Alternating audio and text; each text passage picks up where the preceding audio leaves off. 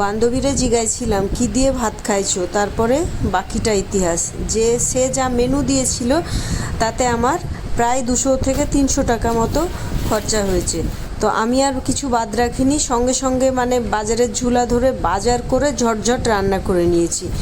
Daily লাইফের আরও একটি ব্লগে সকলকে স্বাগত। আশা করি প্রত্যেকেই ভালো আছেন এবং সুস্থ আছেন।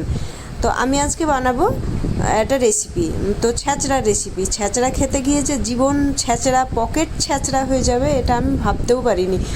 200 টাকা কি করে কিলো ডাঁটা, তো কয়েকটা আমি ডাঁটা কিনে নিয়ে এসেছিলাম, বলতে 250 গ্রাম। আর যা যা লাগে বেগুন, মানে যেটা আমি দিতে চাই। তো চলুন এবার ঝটঝট করে সবজিগুলো কেটে নিই। তো আমি ডাঁটাটা কেটে নিলাম, মিষ্টি কুমড়ো কেটে নেব, বেগুন, ফুলকপি, কাঁচকলা এই সবই। তো কেটে নিয়ে খুব ভালোভাবে ধুয়ে নেব।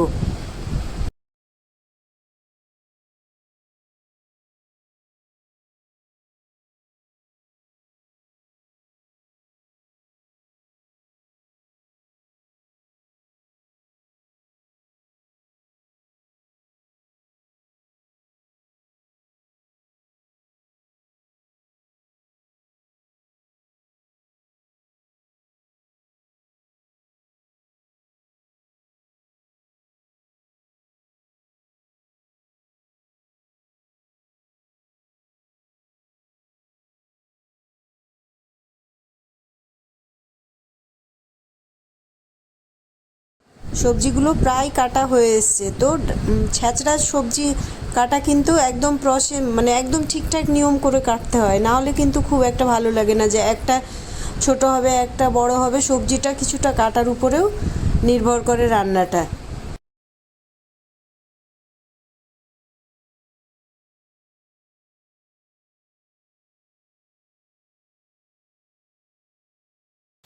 সব সবজিগুলোকে আমি একদম ছাঁকা তেলে ভেজে নিব, যেহেতু ছ্যাঁচড়া তো একদম মানে তেলটা তো একটু বেশি লাগবেই, কেন কি সব ছেঁকে ছেঁকে ভাজতে হবে। আর তার সঙ্গে দিয়েছিলাম কয়েকটা ঘরে বানানো বড়ি। তো বড়িটা আমি প্রথমে ভেজে নিয়েছিলাম, আলু ভাজবো আর তারপরে একে একে প্রত্যেকটা সবজি ভেজে নেব। আর এই সবজি ভাজতে ভাজতে আমি মশলাটা করে নিয়েছি, কিছু কাঁচা লঙ্কা, পেঁয়াজ আর টমেটো। এছাড়া আমি আর কোনো মশলা ইউজ করব না, খুব শর্টকাট।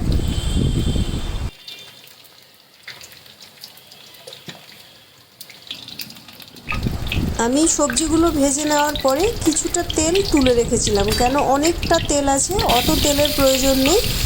তো তেলটা তুলে নেওয়ার পরে যে মিক্সিতে মশলাটা ছিল সেই মশলাটা অ্যাড করে দিলাম। আর তার সঙ্গে দেব স্বাদ অনুযায়ী লবণ,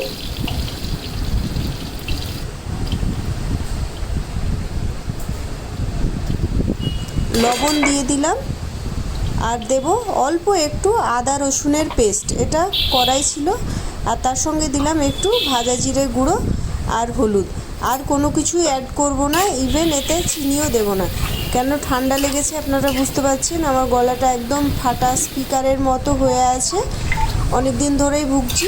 মশলাটা খুব ভালোভাবে কষে নিয়েছি, নিয়ে এবার সবজিগুলো দিয়ে দিলাম। সবজি দেওয়ার পরে সবজিটাকেও খুব ভালোভাবে কষে নিতে হবে।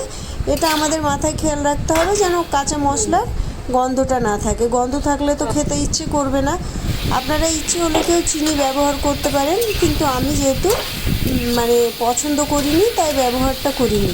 তো খুব ভালোভাবে সবজিগুলো দিয়ে প্রায় 10 থেকে 15 মিনিট মতো কষেছি। আর তার সঙ্গে জলটা একটু গরম করে রেখেছিলাম, গরম জলটা দিয়ে দিলাম। মানে হয় একটু বড়িটা কাঁচা কাঁচা হয়ে আছে, একটু আলু কাঁচা কাঁচা হয়ে আছে, তো সম্পূর্ণ সবজিটা যেন ভালোভাবে সেদ্ধ হয়, নাহলে তো ঠিকঠাক খেতে পারা যাবে না।